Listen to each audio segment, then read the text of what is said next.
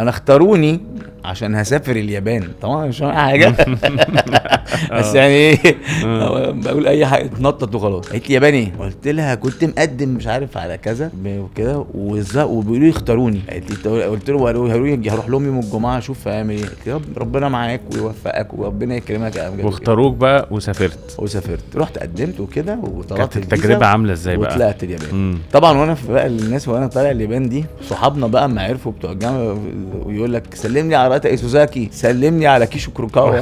دول معماريين يابانيين احنا كنا بنشوفهم في المجلات.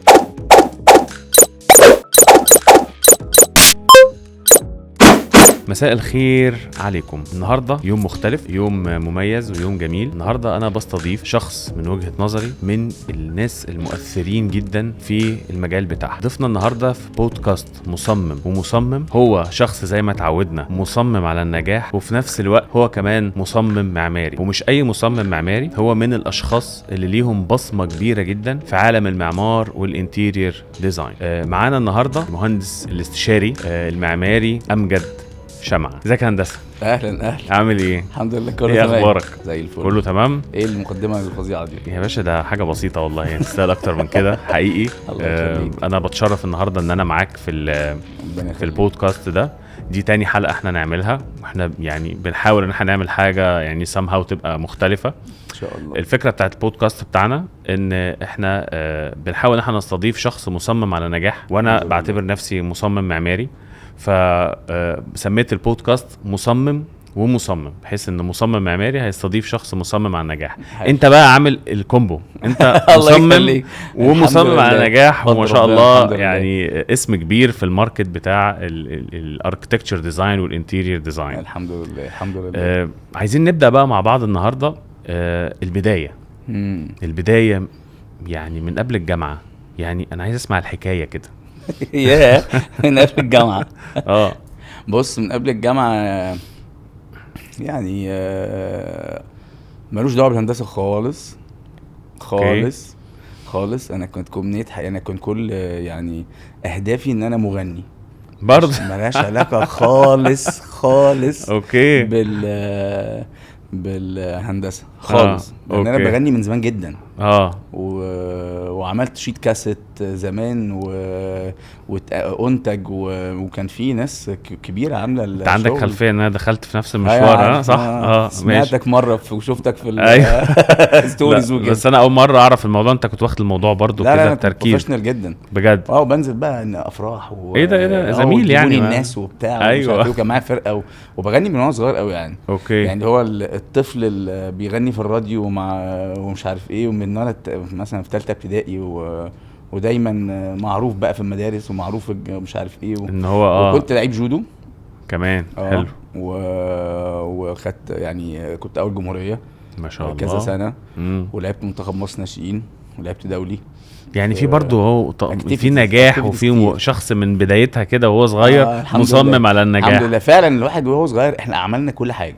يعني بفضل ربنا عملنا كل حاجه. يعني رياضه، غنى، كل حاجه عملنا كل حاجه. في دايما يقول لك انا ما عشتش طفولتي. انا دايما اقول لاصحابي ومشاور اقول لهم انا ما عشتش طفولتي. الناس اللي عارفيني بقى يقول لي ما عشناش طفولتنا ايه، احنا عملنا كل حاجه. موتوسيكلات من وانا في تانية اعدادي ابويا جايب لي موتوسيكل. مش عارف ايه. عملنا حاجات عجيبه جدا فيها اتعملت. كل حاجه عملنا اي حاجه ممكن يتخيلها اي حد. وفضلت بقى الكلام ده في ثانوي، وانا في تانية ثانوي عملت الشريط الكاسيت ده. يعني ومش عارف ايه وبتاع. وبعدين في تانية ثانوي ده كان سنة كام مثلا؟ تانية ثانوي ده انت هتعرف الناس ان انا كبير. ماشي يا باشا انت كبير مقاما. كان مثلا 90. اوكي 90 كده. كان لسه شرايط الكاسيت بقى هي كان لسه مفيش بقى السيديات ومش عارف ايه. المهم بعد كده ابتديت بقى داخل ثانويه عامه بقى وداخل الجامعه. فبابا بيقول لي انت عايز تطلع ايه؟ قلت له هطلع طيار اصلا. كنت نفسي اطلع طيار. فدماغك بقى حاجات كتير. فقال لي قعد معايا قعده كده. كان ساعتها موضوع الطيران ده مش سهل، ومعهد الطيران المدني في امبابه. فقال لي يعني معهد ومش عارف ايه، لازم تبقى واخواتك مهندسين، لازم تاخد بكالوريوس ومش عارف ايه، وبعد كده ايه خش طيران. فقلت له فكرت فيها كده شويه وعلى طول قاعدين على الكنبه في الريسبشن، فاكر القعده دي جدا مصيريه. ايوه طبعا. فقلت له ماشي اوكي. وابويا كان يعني من الشخصيات العبقريه وفعلا يعني الله يرحمه. فكان من الشخصيات المؤثره في حياتي، وهو شخصيه عارف اللي هو سابق سنه وسابق زمنه دايما كان ليه نظره، كان ليه نظره. فقلت له اوكي. وفعلا بدانا بقى اخش هندسه. يعني تسالني اقول لك انت بحب ارسم وانا صغير برسم بس ولا في دماغي يعني انا برسم في دماغك. برسم. هو في الرسم يعني. هو في تالنت فن يعني في باشن فن جواك. لا رسمه هترسم، غنى هتغني. لا فن ايه؟ عايش مع الفن. انا على طول عايش مع القصه والفيلم ده. فالمهم ايه، ابتديت بعد كده قبل الجامعه بقى ثانويه عامه، ركز بقى مش عارف ايه وعشان تجيب مجموع. انا الحمد لله كنت شاطر في المدرسه. فمش محتاج يعني ان انا بقى، بس هو دايما انا في اخواتي دايما هما شايفيني انا الايه اللاعبي الصايع الشقي يعني. مطرب بقى وفنان بالنسبه لهم كده الفنان اللي بيعمل اي حاجه في اي وقت. يعني دايما اخواتي شايفيني كده ومش عارف ايه، وفي العيله كلها يعني ابويا وامي شايفيني الشقي، انا الصغير اخ الصغير، فهم شايفيني دايما ان انا الشخصيه الشقيه اللي بتعمل ازعاج. بس فهم شايفيني. فهو دخلت ثانويه عامه وجبت مجموع تخش ايه. فانا قبليها كان بتخش ايه وبتاع، قلت لهم اخش عماره فنون جميله. فبعدين اخش فنون جميله عماره. فدخلت الامتحانات ثانويه عامه وحطوا الجدول بتاع ده موقف فظيع في حياتي. حطوا في جدول الامتحانات ثانويه عامه حاجه القدرات. القدرات دي كان امتحان القدرات ده بيتعمل عشان فنون جميله. كان محطوط بدري شويه، كان يوم مثلا 3 مثلا. وبعدين انا خدت الامتحانات من بدري. انا من الناس يعني بقى ايه دايما عايز بقى بدري، تبقى سابق انت بخطوه. فانا باخد الامتحانات نزلت الجدول اخده بدري. فخدته ومن ساعتها خلاص بقى شغال عادي. وبعدين جه الامتحانات انا على الجدول بقى، اتاريهم بقى غيروا امتحان القدرات ده في ميعاده. فانا روحت من الامتحان وبعدين بابا بيكلمني في التليفون. كان زمان التليفون العادي. الناس هتحس ان انا كبير قوي. انت عمال تركز في تفاصيل تفاصيل يعني. وبعدين كلمني في التليفون عملت ايه في امتحان. كان هو في الشغل وكده، فقال لي قلت له الحمد لله كله تمام وزي الفل ومش عارف ايه. قال لي ده مدير المدرسه بتاعتك عندي، انت ما بتحضرش القدرات ليه؟ قلت له لا القدرات لسه الاسبوع الجاي. قال لي لا القدرات النهارده. هو بيقول لي، قلت له مستحيل الامتحان، انا عارف امتحان الاسبوع الجاي. الامتحان الاسبوع الجاي. بعدين قال لي هو كان اسمه الاستاذ عبد القادر فهمي، فمكلمني قال لي لا هو دلوقتي يا امجد. فقلت له خلاص فقام مديني بابا تاني. قلت له خلاص بابا مش مشكله هخش هندسه. قال لي ايه الثقه الفظيعه دي؟ ايه الثقه اللي انت فيها؟ قلت له خلاص ما تقلقش هخش هندسه، سيبك بقى امتحان القدرات ده. وفعلا الحمد لله خلصت الثانويه العامه ومش عارف ايه، وقدمت ودخلت هندسه عين شمس. ما شاء الله. دخلت ده مجموع بقى. الحمد لله. دخلت هندسه عين شمس. لا وكنت عندي تفوق رياضي فعلى لي كمان مجموع سنه. بس انا في الهندسه كانت بتاخد ساعتها في سنتنا حاجه و70 اصلا. يعني هندسه يعني السنه بتاعتنا دي كانت سنه يعني تحس انها سنه كبيسه في ثانويه عامه. مجاميعها كانت قليله مش زي دلوقتي خالص. كانت المجاميع الاول على الجمهوريه بيبقى مثلا 97 مش زي بقى 105%. انا على ايامي كان 105 و104 لا 99 و8. المهم دخلت هندسه وهندسه عين شمس. بقول لك كان عندي تفوق رياضي عشان لعبت البطوله مدارس بتاعت الجودو وخدت مركز اول او حاجه مش فاكر خدت ايه اساسا. وخدت 2.5% زياده او 2%. كان حاجه كده يعني. فلا ودي كانت في عزنا في الجودو يعني. يعني انا في سنين كده كنت اول جمهوريه كذا سنه ولعبت دولي ومنتخب مصر ناشئين 13 سنه 14 سنه ومش عارف ايه. يعني في ساعات الواحد بيجي له وقت كده ايه تلاقيه نجمه طالع في الموضوع. او ركزت او ما تعرف يعني. فلياقتنا كانت عاليه. انا فاكر ان الاجيال يعني التسعينات وحتى 2000 موضوع الجودو ده في حياتنا واحنا صغيرين كان مهم قوي. جودو كاراتيه والالعاب الرياضيه والحاجات دي كانت حاجه جداً اساسيه في حياتنا جدا. لو انا بلعب جودو انا مواليد الكويت وقعدت في الكويت 10 سنين تقريبا يعني. ولعبت جودو في نادي هناك اسمه نادي بوبيان. لعبنا واحنا صغيرين، هو بابا وماما كانوا مركزين قوي معانا ان احنا نلعب رياضه واحنا صغيرين. لعبت جودو وانا عندي 4 سنين يعني، وخدت بطوله هناك وفي النوادي وبتاع انا 6 سنين. عارف اللي هو من صغير قوي، صغيرين قوي بنلعب. فالجودو ده حياتنا. خلي بالك الجودو ده الناس ما تعرفوش، ده حياه كوميونيتي كده كبيره. والجودو ده عرفنا على ناس كتير، صحابنا كتير من الجودو في كل انحاء الجمهوريه، في كل انحاء الدول العربيه. الجودو ده بيعلم حاجات رهيبه، الاحترام، وبيعلم بيعلم سرعه الرياكشنز. يعني الواحد هتلاقيه الرياكشن بتاعه الحمد لله سريع في حاجات كتير من الجودو. أوكي. لان الجودو الثانيه فيه تفرق، الثانيه تترمي يعني اللحظه مش جزء من الثانيه، تدي جزء كبير ثقه بالنفس. طبعا الرياضه عامه. لكن الجودو عشان انا طبعا بلعب جودو فبحبه يعني، فاتكلم عليه بمين يشهد العروسه يعني. الجودو بالنسبه لي حياه. الجودو علمنا يعني البساط بتاع الجودو ده، انت تخش تحيي البساط وهو فاضي. يعني ايه تخش تحيي الهوا؟ يعني اتعلمنا كده واحنا صغيرين رولز. البساط ليه قدسيه. وانت داخل واحد مثلا لو واحد داس بنط طرف الجزمه على البساط احنا ممكن ناكله. طبعا ازاي تدوس على البساط بالجزمه؟ مبادئ ليه قدسيه. يعني ايه مدرب؟ مدرب ده حاجه كبيره قوي، سنسيه. يعني ايه مدرب؟ يعني ايه موضوع كبير. فالمهم دخلت هندسه، اعدادي هندسه ونجحت. واعدادي هندسه دي حاجه صعبه، هندسه عين شمس دي رخمه جدا. واعدادي هندسه دي في ناس كتير قوي من دفعتنا قاموا سايبيني. والحمد لله نجحت ودخلت عماره. كان فيها حاجات معينه اللي نخش عماره، مش فاكر طبعا بصراحه. كان اعتقد برضو في امتحان قدرات بعد اعدادي. لا ما كانش ليها والله. لا. انا بقى مركز بقى ان انا اخش عماره من وانا في ثانويه عامه. فدخلت هندسه عماره. دخلت عماره. ده انا هقول على اسرار فظيعه في يلا هو ده اللي احنا عايزينه.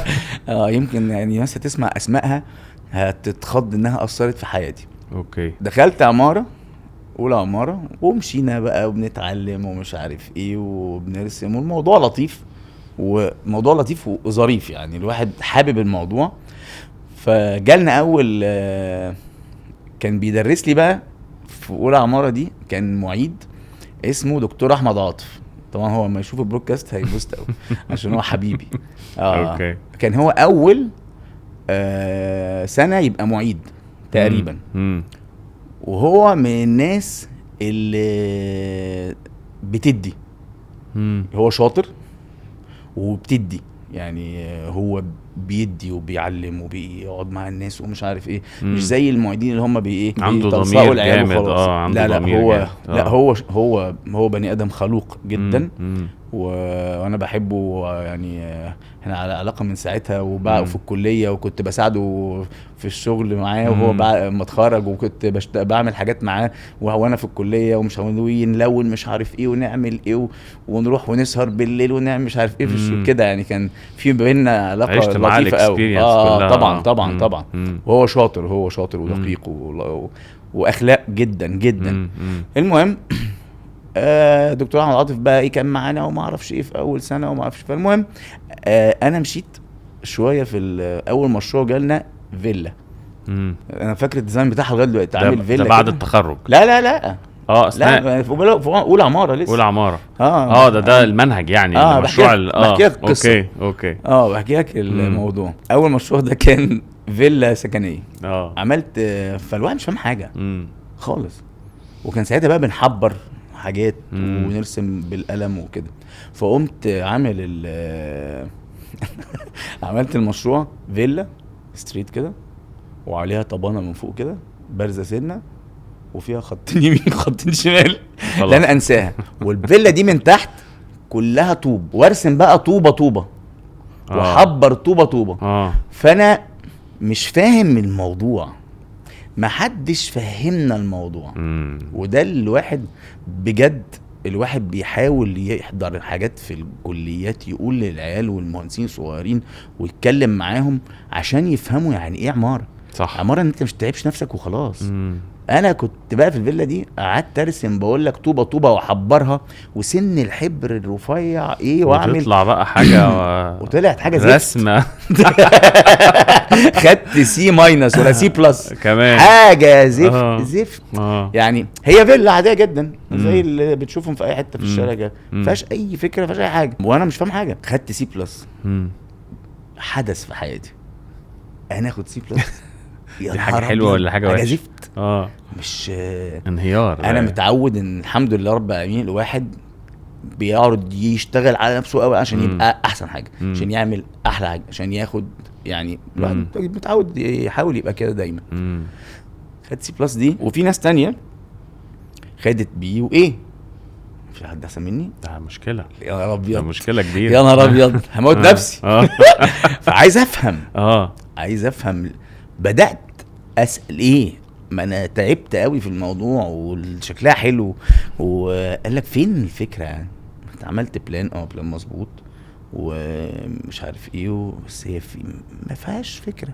مم. فواحد قال لي فين الكونسبت؟ مم. يعني كونسبت، انتوا ما كلمتونيش عن الكونسبت. اه فبدات افكر بقى، لا. مم. فبدات دماغي تشتغل. مم. يعني هو السي بلس دي خلت دماغي تبدا هي تبتدي المحرك تشتغل بقى اللي حركتك. انا عايز صح. ايه. فجالي بعديها مشروع في اولى عماره برضو، مشروع التاني بقى اللي هو تاني ترم، مم. مش فاكر كان مشروع ايه، بس كان حاجه واسعه شويه، مم. يعني كبيره شويه. فبدات بفكر بقى ومش عارف ايه، وعايز ارسم وميه بقى ومش عارف ايه والخيال بقى انتوا جايين آه. لا. اه بدات بقى افكر وبتاع. فواحنا في السكشن او في بتاع الديزاين، عدت عليا الدكتوره لبنى. مم. الدكتوره لبنى عدت عليا، وقفت معايا دقيقه، مم. دقيقه، قالت لي امجد بترسم ايه؟ اول ما دخلت قالت لي ايه، ازيك يا باشمهندس امجد؟ قريت اسمي على اللوحه، مم. ما تعرفنيش طبعا، فطالب يعني وخلاص. مم. فقلت لها اهلا وسهلا يا دكتور، ازي حضرتك؟ الحمد لله. قالت لي قول لي بقى ايه بتفكر في ايه، وايه اللي انت رسمه ده وكده. قلت لها انا عايز اعمل مش عارف ايه وبتاع، وده طاير ازاي وفي ميه معديه من تحتيه، وهعمل ايه، وقصه خزعبليه، واللي مرسوم حاجات كده بقى عجيبه. قالت لي بص يا امجد، لو اللي في دماغك ده ما طلعش على الورق مفيش حد هيعرفه، هيفضل في دماغك. مم. لو ما اتعلمتش ترسم سكتش باللي انت بتفكر فيه على الورق، هتبقى زيك زي اي حد، وهتبقى الافكار في دماغك ومش هتطلع، محدش هيخش جوه دماغك عشان يعرف فيه ايه. مم. تعلم ترسم سكتشات ازاي وتطلع اللي في دماغك على الورق بجد. صح. تعبر على اللي جواك. خلاص مم. اوكي. شوف اللي بيرسموا سكتشات، اتفرج على سكتشات، تعلم عشان ترسم سكتشات حلو، عشان تعرف تطلع في دماغك على ورق، لانك جواك افكار حلوه قوي. مم. حته بقى البوزيتيف مم. المهم، مم. لانك جواك افكار حلوه قوي اللي انت بتقوله ده. مم. وسابتني ومشيت. هي اظن دلوقتي هي دكتوره لبنى، هي عميدة الأكاديمية البحرية أظن، أو حاجة زي كده. اوكي. أظن يعني. مم. بس مشيت، ما كلمتنيش، ما اظن ان هي ما قابلتنيش تاني ان احنا في حاجه في ليها علاقه في الكليه. مم. اللحظه دي اثرت في حياتي المهنيه والحياه كلها. مم. بدات اتعلم ارسم سكتشات، وابص على اللي بيرسموا سكتشات، واطلع رابعه واقعد معاهم بيلونوا ازاي، بيرسموا سكتش ازاي، واطلع مش عارف مين، واحضر مع مين، واروح اتفرج على احمد عاطف بقى اللي كان معيد. اروح اتفرج بيرسم سكتشات ازاي ما قدام الناس، ومش عارف ايه. طب هاجي معاك، طب هاجي مش عارف نعمل ايه، بتفرج السكتشات بترسم ازاي، وابدا اتعلم، وابدا ارسم سكتشات، وابتدي ابص، وابتدي. كان عندنا حاجه اسمها فونسه، طبعا احط الفانوس تحت الازاز وهجيب سكتشات واقعد افونسها واقعد ارسمها. مش بعمل، انا عايز بتدرب. كان طبعا لسه الاوتوكاد ده نفسي. مفيش بقى اوتوكاد، مفيش كان في اوتوكاد في اولى عماره. لا كان لسه كان مانيوال كنا بنرسم مانيوال، بس كان ابتدى الاوتوكاد. ابتدى كان بيبقى فيه اوتوكاد. مش عارف اولى ولا ثانيه. اوكي. لان انا هحكي لك على حاجات. لا كان في كمبيوتر وفي اوتوكاد وفي بس ما كان احنا لازم نرسم بايدينا. يعني ممكن يعني لا ما فيش حاجه اسمها كده، انت لازم ترسم بايديك. فالمهم قعدت اتعلم يا احمد سكتشات، ادرب نفسي وازاي السكتش والقلم من الشمال لليمين ولا من اليمين للشمال. موضوع السكتش ده موضوع مش هزار طبعا يا خبر، ده مدرسه كبيره ازاي وترسم طبعا. ازاي ومش عارف ايه. وعشان وبدات اتعلم ونططت اطلع فوق واسهر مع الناس اللي بيعملوا مشاريع، والناس مش فاهمه انا ببات ليه وبايت معاهم وقاعد معاهم. عايز مننا ايه؟ اي بص واتعرف على ناس فوق. بص بعمل اي حاجه. وكان برضه صديقي حسام بهجت عرفته في حياته عشان كنت باخد المشاريع وعايزه يلونها لي ايربرش ويعمل مش عارف ايه. وحبيبي جدا مهندس حسام يعني. وكان اكبر مني بشويه، فهو اتفرج عليه بيرسم سكتشات برضه ومش عارف اتفرج على الناس كلها.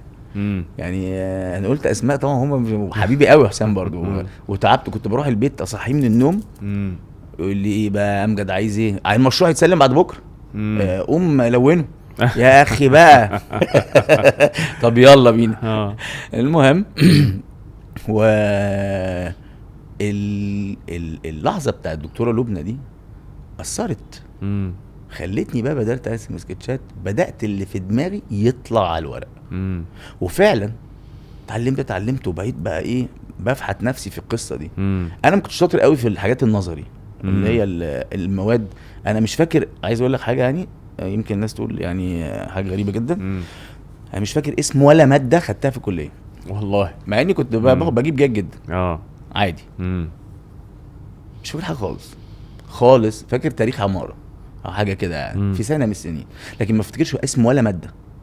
ديزاين ووركينج دول اللي فاكرهم. أيوة. ودول حياتي. بدات بقى اشتغل يا احمد في اولى عماره وكده، والمشروع ده جبت فيه ايه. واشتغلت بقى ورسمت ومش عارف مين لونه وما اعرفش ايه، وابتدى الموضوع في تانية البدايه بقى. بدات بقى اشتغل وسكتشات ومش عارف ايه. طبعا انا مش من الراجل اللي مش الدحيح خالص. يعني مش من الاوائل الدفعه او بس كده. انت حبيت بقى، انا حبيت العماره بقى خلاص، حبيت دخلت بقت فيه في دمي.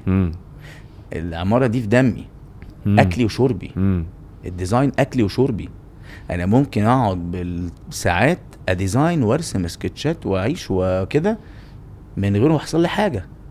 يحصل لي حاجه يعني ربنا يا رب يدينا العمر والصحه. امين يا رب. والواحد يفضل شغال يعني لحد ما يموت، لان الشغل دي نعمه. فالمهم انا طولت. لا انا معاك، عيش. قعدت بقى ايه اشتغلت تاني عماره. جالنا مشروع مركز موسيقى. اوكي. اشتغلت عليه ومش عارف ايه وبرده سكتشات وبتاع ومش عارف ايه. وانت في اللي اوت جيتار ما اعرفش اوتاره ايه، وانت في الاليفيشن شايف ايه، وفي كونسبت بقى. في كونسبت وفي فكر. ودايما كان دايما الناس بتعمل كونسبت في حاجات تقول لك اللي اوت عباره عن ما اعرفش ايه وبتاع ومش عارف ايه. انا مش من انصار دي خالص. انا من انصار ان المهندس المعماري بيخاطب البني ادم، ما بيخاطبش العصافير ولا الطيور ولا الناس اللي في الطياره. اللي يقول لك وانت شايف المشروع من فوق تلاقيه جيتار وتلاقيه مش عارف ايه. ده انا عملته في تانية في اول سنه. لان كانت الناس بسمعها بتقول كده. انا الكونسيبت بتاعي ان الاوتار دي هي الجسر اللي بيعدي مش عارف ايه، والميه هي اللي بتعدي من تحت الوتر. كل الكلام ده انا ما بقتنعش بيه تماما. مش معترف بيه. لا خالص. انا ماي كونسبت البني ادم هيشوف ايه. انا بخاطب بشر ارتفاعهم من 150 سنتي ل 2 متر. بخاطب عين البني ادم هتشوف ايه. وده اللي بقوله لكل المهندسين اللي في الحياه اللي بيقابلوني يشتغلوا معايا او لا. ما تخاطبش حاجات وتعمل كونسبت وافكار في حاجات ملاش معنى. انت زي بالظبط الناس اللي بتعمل واجهات دلوقتي في عماره مثلا عاملينها كلاسيك، تلاقي فيها مثلا تلاقي فيه 900 قرش، وياخدوا الدور يكرروا الدور، ياخدوا الدور يركبوه كده، والدورين دول مركبهم كابي، ويقوموا عاملين 3 ادوار مركبهم كابي. العماره الله دي شكلها زفت. هي زفت. هو شايفها شكلها حلو شكلها وحش. انت ليه كده؟ الناس بتشوف العمارة دي حاجة واحدة، العين بتشوفها اللحظة، ما بتشوفهاش دور. معرفش طبعا تكوين كله مع بعض. خلي بالك ده سر من اسرار الديزاين. طبعا الناس بتشوف، وده فكري، الناس بتشوف الحاجة حاجة واحدة. العين بتشوفها كده. فانا بخاطب الناس دي. فالكونسبت بقى بدات في تانية عمارة بقى اشتغل، وبقت مشاريع ما شاء الله امتيازات ومش عارف ايه ما شاء الله. وابتديت بقى ايه الرحله. يعني والدكاتره بقى بتوع الديزاين ابتدوا يحبوني بقى ومش عارف ايه، وانا كان يعني واشتغل فعلا بدات بقى ايه مشاريع تبقى كلها متقدمه يعني. وبدات كنت ينزل لي مشروع النهارده الفكر يقول لك مشروع كذا، اقعد انا الناس كلها تيجي اقعد ارسم السكتش، اقعد ارسم الفكره والسكتش ومش عارف ايه، وما اروحش اخلصه ابرم الشفافات واركنها واروح العب بقى، اروح مش عارف فين اروح اعمل ايه، اعمل اي حاجه، والناس بقى تقعد تشتغل وتهري، وانا لعبي. ما انا عامل مشروع اصلا، بس خلاص انت انا عملت فكره ورسمت وظبطت الدنيا خلاص، وعارف انا هعمل ايه خلاص. لا فهمت الكاركتر. وابتدي بقى اقعد مع دكتور، اقعد مش عارف مع مين، اقعد مع المعيد، اقعد مش عارف مين، اقعد اناقشهم واطور في المشروع، اطور في البروجكت، وبركز قوي في الحته دي. يعني انا بحب دايما لما يجي لي بروجكت هنعمل مفيش انا بحب لما يجي لي بروجكت دلوقتي نعمل حال جالي اتفقت عليه خلاص دلوقتي اعمله دلوقتي. يعني وخلصت بقى جامعه. جينا من تالتة من رابعه، من يعني تالتة الرابعه دي اللي هي رابعه الخامسه يعني. في الوقت ده كنت قاعد في الكافيتيريا في الجامعه في الكليه، وقاعدين بناكل سجق وكبده ومش عارف ايه من الكافيتيريا بتاعت الكليه، وقاعدين بقى مبسوطين وبتاع. وجالي واحد صديقنا اسمه عمرو، قال لي امجد انت قدمت على السفريه بتاعت عماره؟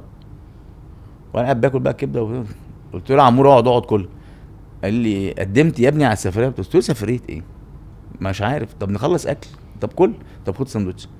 وانا مش في دماغي. بيقول لي يا عم قدمت على سفريه. قال لي عاملين سفريات منحه ومش عارف ايه ولا ايه لكل قسم، عماره وميكانيكا وكوميونيكيشن وكده. قال لي وعماره هيسافروا اليابان. قلت له يا سلام، وانا هسافر اليابان يا عمرو؟ قال لي ايوه هم قاعدين. قلت له يا عم دي اكيد هتتجوز لاي حد او هتبقى فيها اي حاجه ولا هنسافر. قال لي قلت له يا عم انسى انسى. قلت له لا انا اول الدفعه ولا عندي كوسه. ف يعني كبر دماغك يا عمرو. قال لي طب انت هتخسر ايه؟ قلت له طب اخلص اكل واشوف الموضوع ده. قعدنا ناكل وتقمشي، وقعدت خلصت اكل ونهزر قاعدين في الكافيتيريا ومش عارف ايه. وكان صاحبي في الكليه حاتم الطاهر مهندس معماري برضو، وتامر نبيل كان ابن عميد الكليه ساعتها. كنا بنقول له يا توتي، هو حتى ما اسمه الاسم ده هيتشهر افضحه. انت بهدلت الناس كلها. بهدلت الناس كلها. فبقول له فلقيت تامر بيقول لي ايوه في مش عارف ايه. قلت له طيب ماشي. قعدنا ناكل وخلصنا وبتاع، وبعدين لقيت عمرو جالي تاني. فبيقول لي يلا عشان تقدم. قلت له عمرو، هو كان عمرو ابن خالة واحد اسمه مهندس خالد جمال صاحب اخويا قوي امين. اخويا الاكبر مني بسنتين. فعمرو قام جاي وقلت له خلاص يا عم هقوم معاك يلا. قلت له اقدم فين بقى؟ قال لي في شؤون الطلبه. قلت له يا عم عمري ما رحت شؤون الطلبه ده. قال لي بس تعالى بس. ودخلت بقى الاداره. طبعا مش من الشخصيات دي خالص هتخش اداره وامشي في الحته، ما انا راجل عملي جدا. دخلت الاداره ورحت شؤون الطلبه، قمت داخل مقدم. قال لي قدم اكتب الورقه دي الموظفين. قمت كاتبها. قال لي الكارنيه بتاعك معاك؟ قلت له ماشي كارنيه. قال لي هي دي شخصيتي يعني في حاجات كده بعتبرها تفاهات. قال لي قلت له مش كارنيه. قال لي طب مش عارف لا انت لازم تدفع ايه عشان مش عارف حاجات بسيطه بقى كلام فاضي. قمت دافعه الكلام ده. انت مطلعين لي كده ورقه اللي هي الرقم الطالب او حاجه زي كده يعني. عشان كده كان عندي الكارنيه فمطلعينها. قال لي طب هاتها من المكتب اللي جنبنا. جبتها وجيت قدمت. كتبت الورقه قلت له كده تمام يا عمور زي الفل انا براءه. قال لي قال لي يا عم انت ايه انت كل ده عشان تقدم؟ قلت له طيب باي باي باي باي. قعدنا رحنا على الكافيتيريا بقى ايه كملنا، وبعد كده رحنا على الايه المحاضرات وكده. الكلام ده كان شهر مثلا 1. عدت الايام والسنه خلصت، كنت من تالتة كنت في تالتة داخل بكالوريوس بقى اللي هو 5 يعني عشان في اعدادي. وقمت رايح خلصنا وخلاص بقى في البيت والنادي وما اعرفش ايه، وكان لسه الموبايل ما طلعش. الكلام ده سنه 95. اوكي. بابا كان توفى 94 تقريبا. توفى وانا في تانية عمارة. ده كان حدث جلل في حياتي طبعا، يعني ده حدث كبير جدا في حياتي. طبعا وفاة الاب ده بيبقى شيء صعب جدا طبعا. يعني كمان كنت بفكر عايز اشتغل مع بابا في شغل ومش عارف ايه، وكل واحد بيبقى عنده احلام فاهم. فما توفى عيه وتعب، اما توفى الدنيا موازين اتلخبطت. صحيح. فكان وفاة بابا دي حدث كبير في حياتي وخلاني بقى قلبت موازين فكري ان انا ابتدي هعمل ايه، هتعمل ايه، هعتمد على نفسي بقى هعمل ايه، هشيل بقى المسؤوليه بقى على الله حكايتي انا متصدر المشهد بالظبط بالظبط. فابتديت بقى ايه. المهم الموضوع اليابان ده قدمت في شهر 1. جيت في اجازه الصيف نازل واخد الشنطه ونازل النادي. كان هي دي حياتنا. اول نصحى الصبح ناخد الشنطه وننزل النادي، بعد كده نقرر هنعمل ايه يعني هو النادي كان بالنسبه لنا هو اللي هنعمل ايه منه ونرجع له مش البيت يعني. نروح النادي نقرر هنعمل ايه ونخرج ونرجع له نعمل مش عارف ايه ونرجع له. لقيت التليفون بيرن وانا فاكر اللحظه دي جدا في اوضتي يعني في اوضتنا يعني. كنت مش اوضتي لوحدي، اوضتي انا واخواتي بس كان فيهم حد اتجوز خلاص. فقمت رافع التليفون العادي. الو ايوه. قال لي واحده بتكلمني بتقول لي الباشمهندس امجد. قلت لها لا انا مش متعود على باشمهندس دي لسه في الكليه لسه جديد. فقلت لها لا حضرتك انا امجد. فقالت لي ايوه حضرتك الباشمهندس امجد فاروق الدسوقي شمعه. قلت لها ايوه فندم. قالت لي حضرتك كنت مقدم على سفريه اليابان وعايزين حضرتك تجي لنا في جامعه القاهره مش عارف ايه. قلت لها لا حضرتك ما قدمتش على حاجه. انت نسيت؟ مفيش في دماغي خالص خالص. لا ما قدمتش على حاجه. ده يابان ايه مفيش في دماغي خالص لمده 10 ثواني. قلت لها لا مش مقدم على حاجه. سفريه يابان ايه؟ قالت لي مش حضرتك امجد فاروق الدسوقي شمعه. قلت لها ايوه انا امجد فاروق الدسوقي شمعه. قالت لي حضرتك قدمت على سفر لليابان في الجامعه في شؤون الطلبه. قلت لها ايوه انا قدمت صح. انا كده دلوقتي ايوه الكلام ده في حوالي 10 سنين مش في دماغي خالص. ما انا ساعتها عمرو لما جه قال لي وانا في الكافيتيريا ما كانش في دماغي وعارف انها مش هتيجي. فقالت لي حضرتك تجي لنا تنورنا ان شاء الله في جامعه القاهره في منظمه التبادل الطلابي في العالم اسمها ISTE وهتيجي عشان خاطر احنا انت اخترت على مستوى الجمهوريه تمثل مصر كمهندس معماري. يا سلام. وكل مش عارف مين رشحوك ومش عارف ايه كنت في بكالوريوس؟ كنت قبل البكالوريوس رابعه. اجازه بين ثالثه ورابعه. اوكي. عارف اللي هو يابان. قالت عشان السفر كمان اسبوعين او حاجه كده. قلت لها انا قلت لها اتفوجئت. وبعدين عارف انت فرحت ومش فاهم وهروح اليابان لوحدي. يعني أيوة. لا يعني حادث برضه. المهم قالت لي يوم مش عارف تجي لنا يوم الجمعه الساعه 2 في الجامعه كده يوم جمعه كان. قمت نازل قلت لماما الله يرحمها. قمت قايل لماما انا اختاروني عشان هسافر اليابان. طبعا مش فاهم حاجه بس يعني ايه بقول اي حاجه اتنطط وخلاص. قالت لي يابان ايه؟ قلت لها كنت مقدم مش عارف على كذا وكده وبيقولوا لي اختاروني.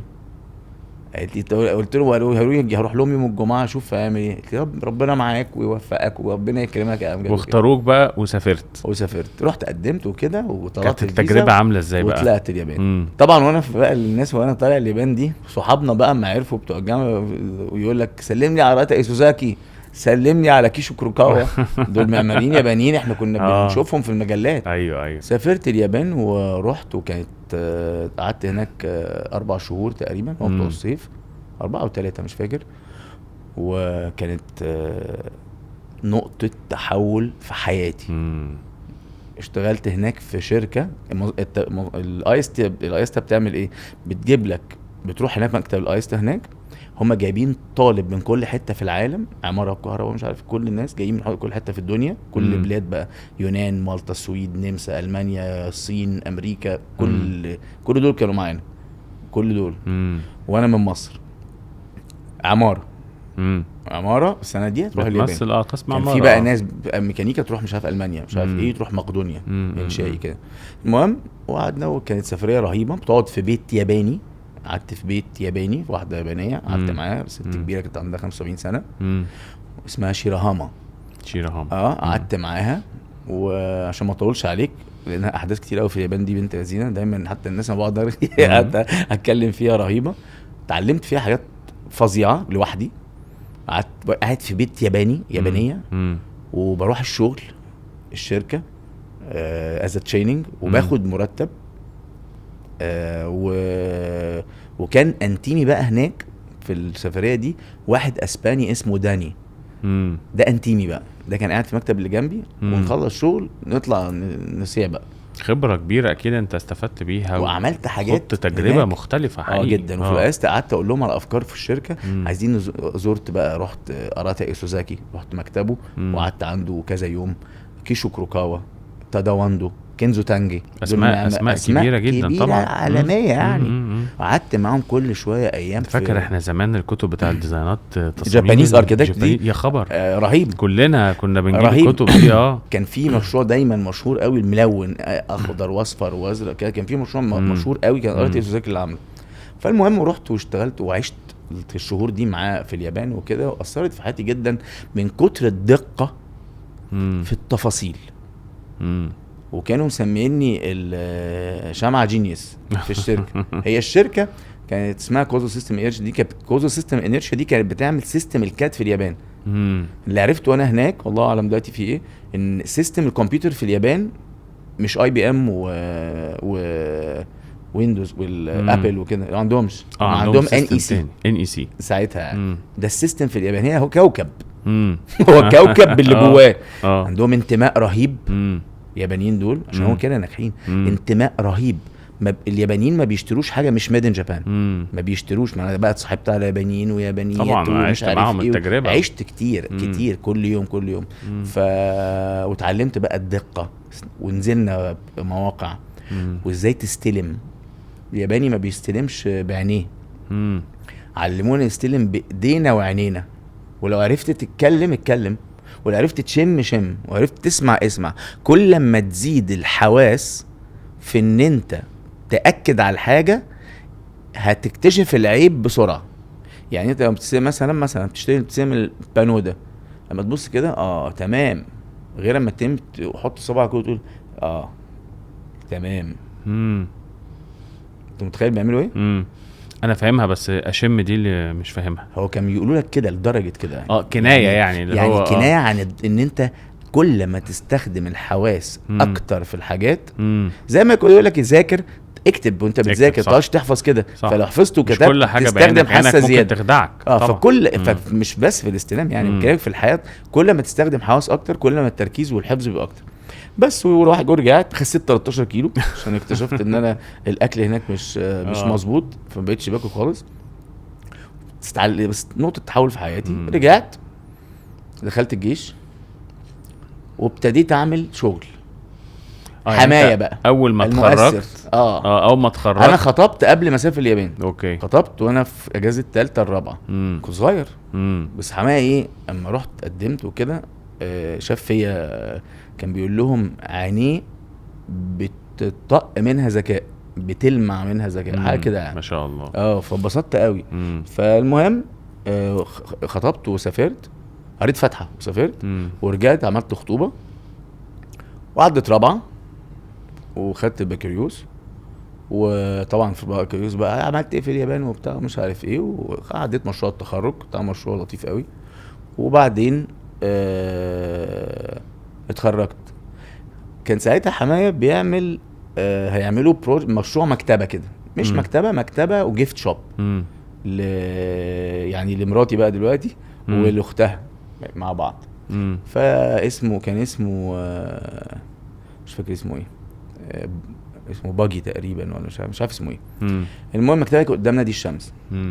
فحماية كان ايه حاجة غريبة جدا، قال لهم امجد اللي هيعمل البروجكت ده.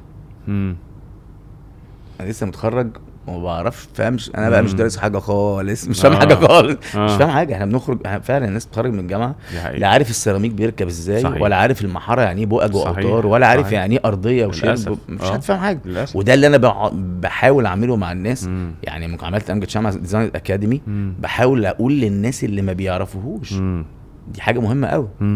فقال لك هو اللي يعمله. فقمت ففعلا عملت الديزاين، كان مقتنع قوي. هم حتى مراتي دلوقتي هيعملوا ازاي، هو امجد لسه متخرج هو عارف حاجه؟ قال لا ما هو كان عديلي يعرف مهندس صاحبه اسمه حجازي، عنده ستاف بتاع حاجات ومش عارف ايه وسباكين ومبيضين محاره وكده. هو هي ده ما هو عديلي بقى، فده هنعمل كده وانا هعمل الديزاين وهنقف مع بعض وكده. المهم عملت الديزاين وعجبهم. كان في كيوبس كده شكلها حلو قوي، وعملته 3D. وبعدين 3D ماكس كان ساعتها في 3D بقى. سنة كام؟ 96. عملته بقى ديزاين 3D وحطيته على حاجة وعملته بورد كده اللي هو الاكريليك ده. فبقت معانا بقى الواجهة، وابتديت اختار الماتيريالز ومش عارف ايه. فاقتناع حماية بيا في الحتة دي هي اللي خلتني بقى اعمل اول بروجكت في حياتي اهو. فهو مؤثر في حياتي طبعا. فقمت ابتديت اعمل بقى المكتبه دي، ونزلت بقى الصبح بقى 8 الصبح وطبعا مش فاهم يعني ايه بلاعه وبيبه ويعني ايه ماسوره ومن 3 بوصه و2، مش فاهم حاجه خالص فعلا. بس الديزاين حلو فاهم. في المحل ده بدات اشوف، طبعا ما بينش ان انا مش فاهم الصناعيه بقى، لا ازاي انا مهندس فاهم كويس قوي امجد شمعة فاهم كويس قوي، مش فاهم حاجه خالص. وبتعلمت في المحل ده كل حاجه، سباكه، كهرباء، ارضيات، شرب، مش عارف. وانا كنت عامل ديزاين كمان معقد في الواجهه 3D ومايل كده وعامل كده وبي كيوبس وقصه كده. فعقدت نفسي ونفذتها بالملي طلع بالملي زي الديزاين. وتعبت وسلك شبك ومحاره وازاي دي. انا كنت شاطر في الوصفيه، في ماده اسمها وصفيه في هندسه في اعدادي طبعا. انا كنت مجاز وصفيه وكل الناس كانت بتجيب مقبول يا بتسقط. فانا بحب الهندسه في الفراغ. كان عندك الايماجينيشن بالظبط بحبه قوي. وبحب اشتغل في 3D حتى لو مش عارف تكنيكلي الكلام ده هيحصل ازاي. ايوه بس يعني هنعرف. انا بحب القصه دي قوي. ديزاين كتل، دايما اقول ان الديزاين كتل مش حيطه وبانو خطوط ومش ده ديزاين. القصه دي في الانتيريورز بس في الاركيتكتشر لا طبعا. موضوع مختلف. اركيتكت مختلف. الاركيتكتشر في كتل، الكتل هي اللي ضوء الشمس بينزل عليها بيعمل ضلال، فبيعمل ديزاين. صحيح.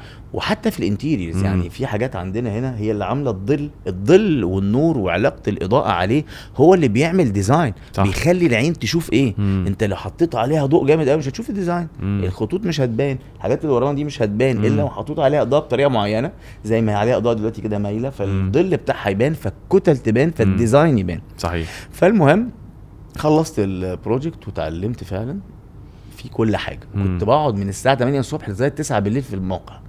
تعمل ايه؟ قاعد راشق. جالي بعديها اخويا عايز يعمل شقته وكان هو في السعوديه. كل ده انت ما كنتش شغال بقى في شركه، ما ولا الهوا تشتغل في شركات؟ وانا بحكي لك القصه من الاول. دخلت هو ربنا سبحانه وتعالى وجهني. حماية اقتنع بان انا لازم اعمل البتاع، وهو طبعا. وبعد كده اخويا عايز يعمل شقته. ابتديت اعمل له ديزاين شقته وعملتها برضه لطيفه قوي فيها افكار فظيعه، وعملتها ونفذتها وطلعت عينه طبعا لانه كان مسافر السعوديه بقى ويجي. وبعدين اتاخر بقى في الجواز، يعني اتجوز واتاخروا بقى شويه، قاعدين بقى معانا في البيت عشان انا ما خلصت الشقه. في قصه يعني قصه كبيره. المهم عملت شقه اخويا وبدات، وبعد كده عملت محل في الكوربه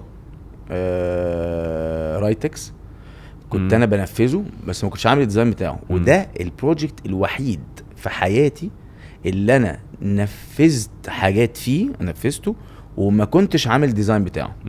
بس انا كنت صغير قوي بعمل اي حاجه. ورايتكس كان بتاع حد يعني محمد رياض، ده اخو انتيم حياتي. ايمن رياض اللي هو رايتكس. ودول جيراني يعني باب شقه بابا كده وباب شقه ابويا كده.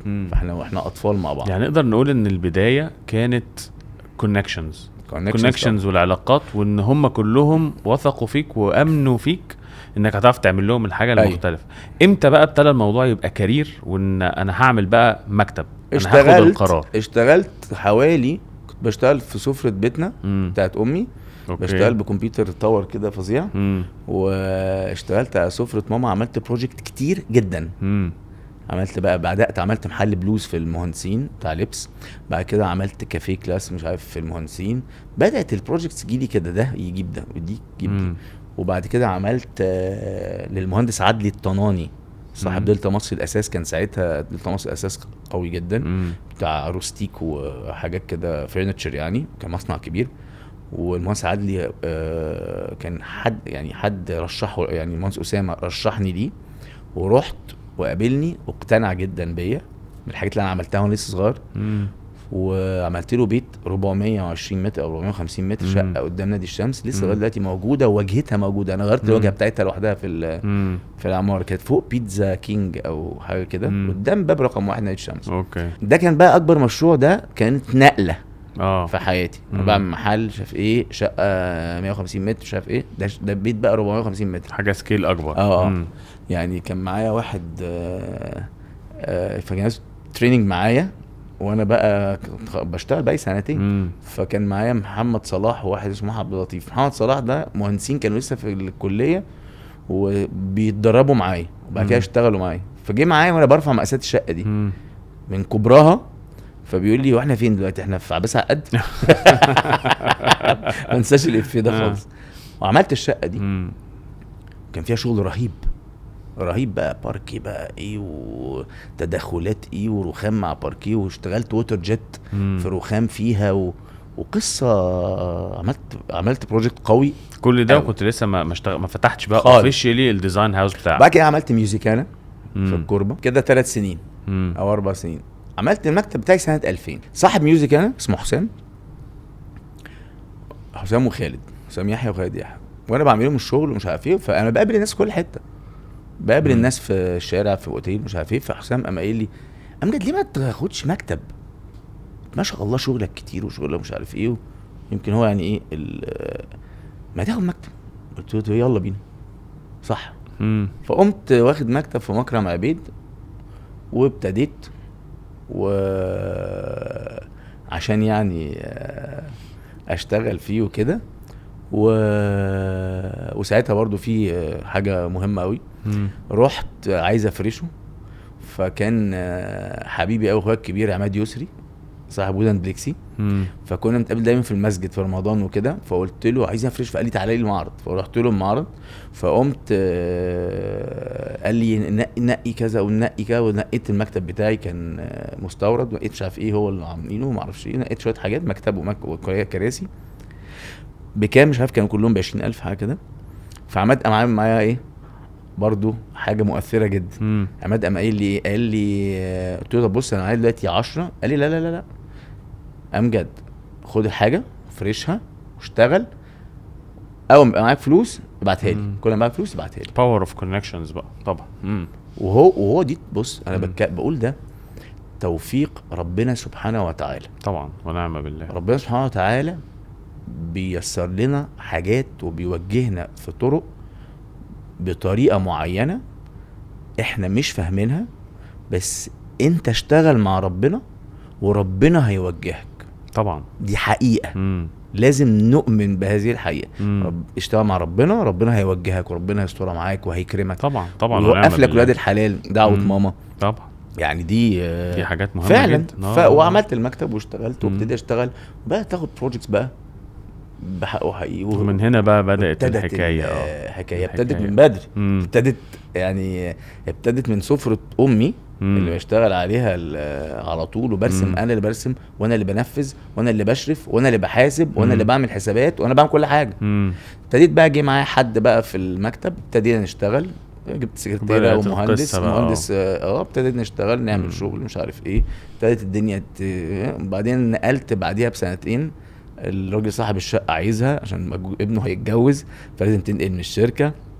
قمت رايح على عمارات العبور، خدت مكتب هناك، وابتدت الحكايه من هنا، وابتدت المشاريع تتطور بقى وتكبر. انت شايف الاجيال اللي جايه دلوقتي الشباب عندهم نفس الباشن اللي انت بتتكلم بيه ده ونفس يعني انت اكيد في المكتب عندك بيجي لك مهندسين ولسه متخرجين ومتخرج بقاله 3-4 سنين. احنا اجيال اشتغلت معايا طبعا. انا بتكلم بقى على الجيل اللي موجود الحالي اللي هو مستعجل وعايز يشتغل بسرعه. اوحش حاجه في الجيل الحالي يا احمد الاستعجال اللي انت بتقول عليه ده. اما حد يجي يقول لك اصل انا باخد كذا، اصل زميلي واخد شركه فلانيه كذا، اصل انا مش عارف ايه. اول ما حد بسمع منه بقين دول ان شاء الله صح. انا نفسي ما بعملش انترفيو معاه يعني انا ما بعملش انترفيو مع الناس في الاول دلوقتي. واول يعني زمان كنت بعمل انترفيوز مع الناس عشان عين ستاف تغير كذا مره. أكيد. في ناس الحمد لله رب العالمين، في ناس معايا بقى لها 17 سنه، ما شاء الله، ناس معايا بقى لها 15 سنه، في ناس معايا بقى لها 14 13 سنه، في ناس شغاله لغايه دلوقتي. معايا موظفين فعلا بقى لهم 18 سنه ما شاء الله. وفي ناس مشيت ولغايه دلوقتي معايا، واللي مشي عمل بيزنس بيشتغل معايا وبشتغل معاه. انا بحب ولادي، بحب اخواتي. انا الاستاف بتاعي من ساعه ما ابتديت اخواتي.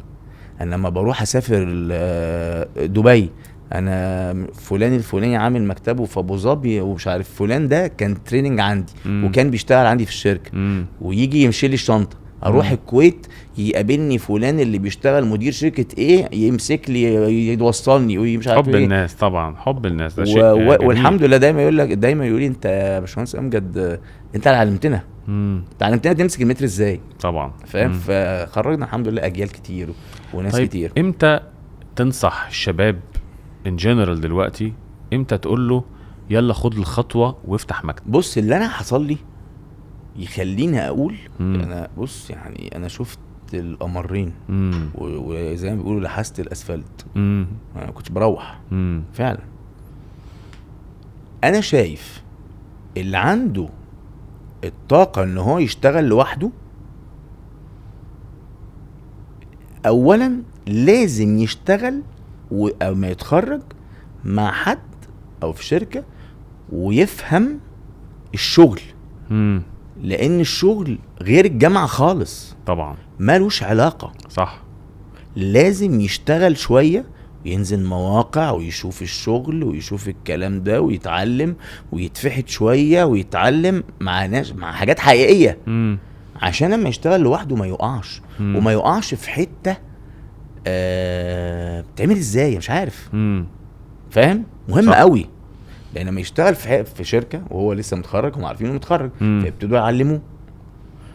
بعد ما يتعلم يبتدي بس يديهم. يعني انا مش من انصار ان انا اتعلم في شركه حاجات واسيبهم وامشي. ده هو الاجيال كلها بتعمل ده غلط، دي معاناه، نيه مش كويسه.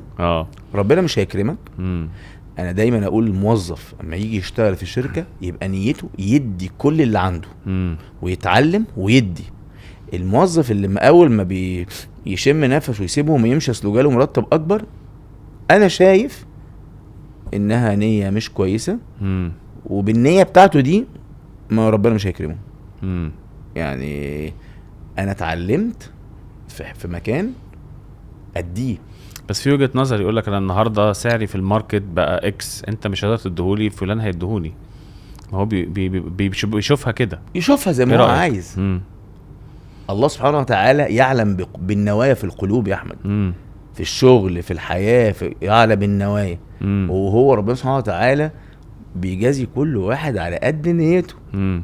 فهو يشوف اللي يشوفه.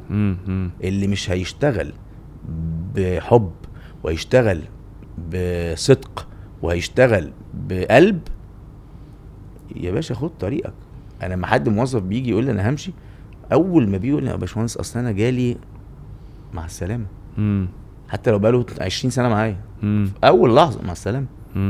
يعني لو حد موظف باشمهندس انا اخر اسبوع ليا باي باي، وهو بقاله معايا سنين، انك تيجي تقول لي انا همشي فجأة، انا بالنسبة لي دي نهاية العالم طبعا. لكن انا باشمهندس عايز امشي وعشان خاطر كذا، وقدامي مثلا شهرين، انا جالي اوفر فلاني، قلت لهم ان انا في الشركه وقدامي شهرين عشان خاطر اسلم كل اللي عندي. نهايات جميله طبعا، نهايات الحلوه. والناس دي بتبقى اشتغلت معايا كتير، فالواحد بيحاول يأثر في الناس. يعني انا من الناس اللي دايما بحاول يا احمد اثر في الناس، مش بس في الشغل، مش بس في العماره والهندسه، لا في الحياه، في الحياه كمان. احاول اثر فيهم، اثر في اخلاقهم، اثر في حياتهم، اثر في اتقاء الحلال والحرام في الشغل، اثر في ان احنا نخلي بالنا. الناس في التنفيذ ومدير التنفيذ عندي والناس في المواقع اما يعملوا حاجه غلط واحنا شغالين مثلا كاستشاري او احنا ودي على حساب العميل، حاجه غلط اتعملت، يقول لك ما مش هتبان، انت مفيش حاجه اسمها مش بان، اللي علينا غلطتنا نشيلها. صحيح. غلطت مسؤولية. احسب مسؤوليه. حتى بيقعدوا الناس يعني يا باشمهندس، اقول له ده الحلال والحرام، انت تدخل علينا قرش حرام ليه؟ ايه لازمته؟ صح. ما احنا زي الفل. عملت حاجه غلط، غلطتك شيلها، غلطتي انا اشيلها. صح. انا ما بغلطش، ما انا بغلط. انا ممكن اقول لهم لا نزلوا دي مش عارف مثلا، لا دي هتبقى 10 سم احلى، ما اعرفش تعمل، ما عجبتنيش، انا ممكن افوتها، هغير. انا بقى ما فوتش. ايوه، هي دي الديزاينر الناجح دايما بيبقى عنده نفس المشكله. انا ما بقدرش افوت. انا حاجه مش عجباني هدفع فلوس واغيرها على حسابي.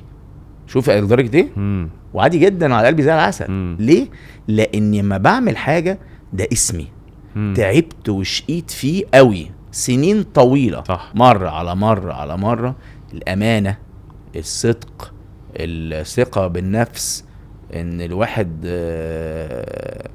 انت جاي تشتغل مع امجد شمعة، انت لازم اديك اللي عندي. فما اي عميل بيحس ان انت بتديله اللي عندك بيمسك فيك بايديك واسنانك. طبعا. ده انا اشتغلت مع مهندس، ده مهندس العيله. انا اشتغلت مع واحد امين، انا اشتغلت مع واحد شاطر. صح. يعني قبل شاطر يقول ده امين قوي، ده مش عارف ايه. طبعا الواحد بيفخر بنفسه طبعا، بس انا شايف ان ده الطبيعي بصراحه. المفروض ده يبقى الطبيعي، ده المفروض يبقى ده الطبيعي. يعني باي ديفولت هو ده الطبيعي يا احمد، ان الواحد يعني، لان الحاجات الغلط دي بتكسر الحياه. طبعا الفلوس الحرام حتى لو قد كده.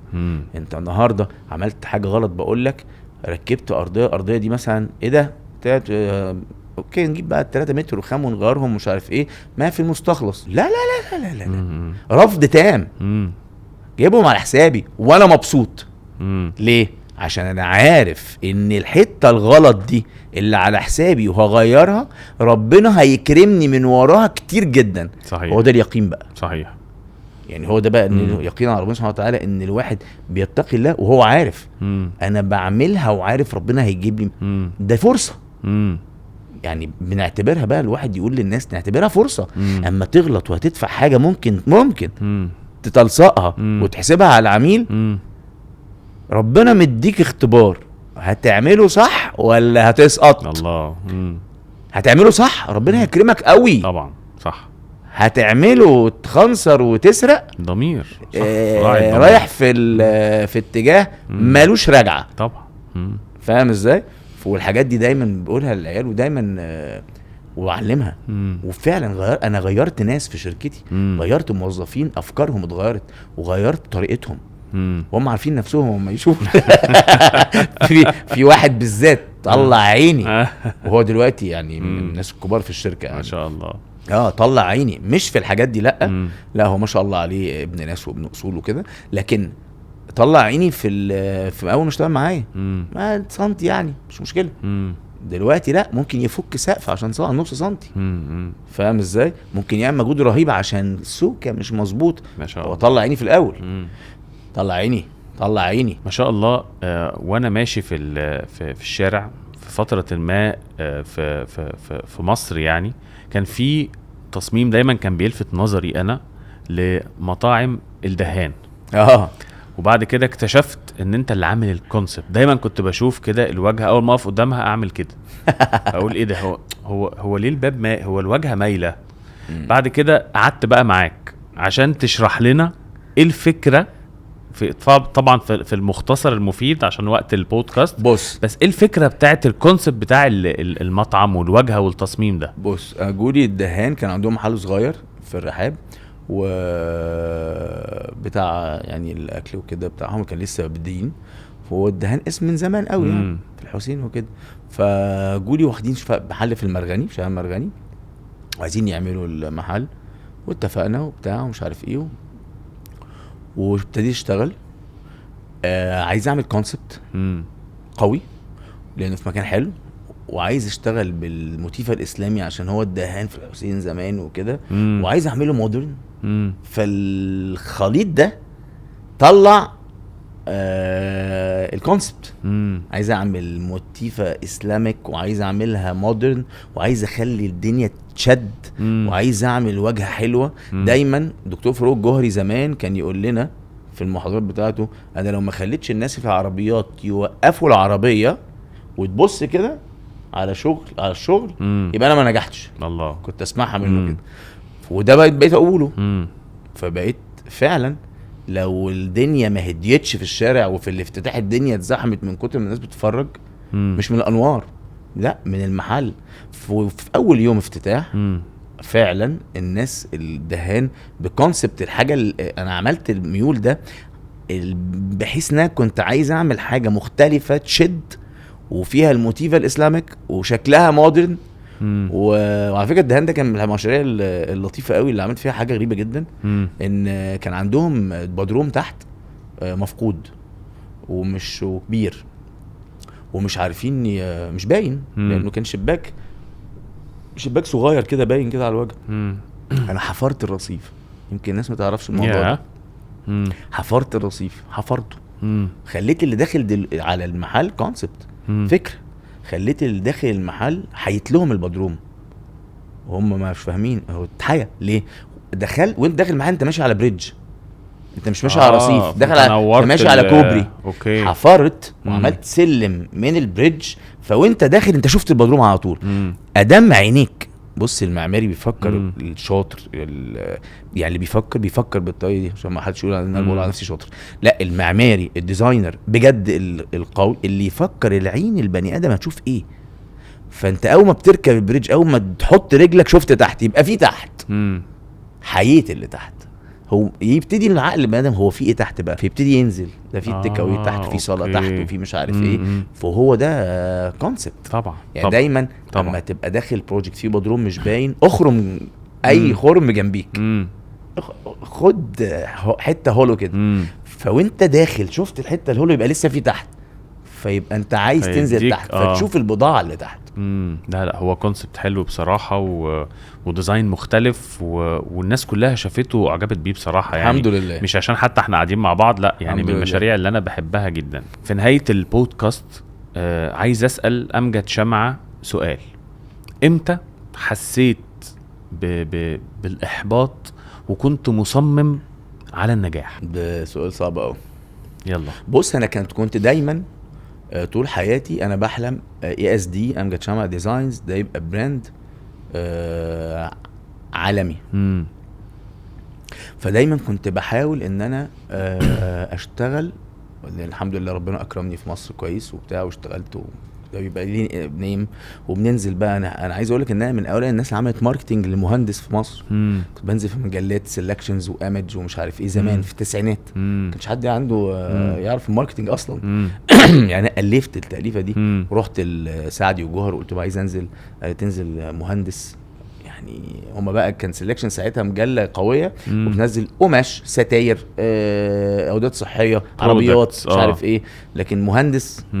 المهم اتكلمت معاهم واقتنعوا ونزلت شغلي بقى كانتيريورز وصورتي ومش عارف ايه وكانت جديده ان الواحد يعمل الموضوع ده. فكنت